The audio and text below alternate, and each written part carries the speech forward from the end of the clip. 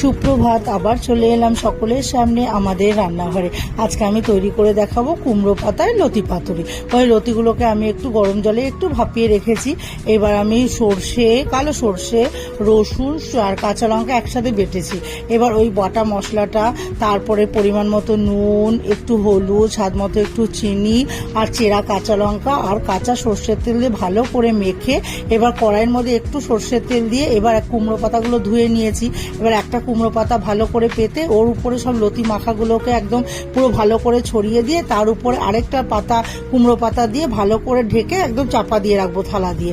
আবার 10 মিনিট পর যখন একটু গন্ধ বেরোবে যে নিচটা হয়ে এসছে, পোড়া পোড়া একটু গন্ধ বেরোবে, তখন থালার সাহায্যে আবার আরেকটা দিকে একটু উল্টে দেবো, দিয়ে ওটাও 10 মিনিট পর তারপরে আমি নামিয়ে নেব।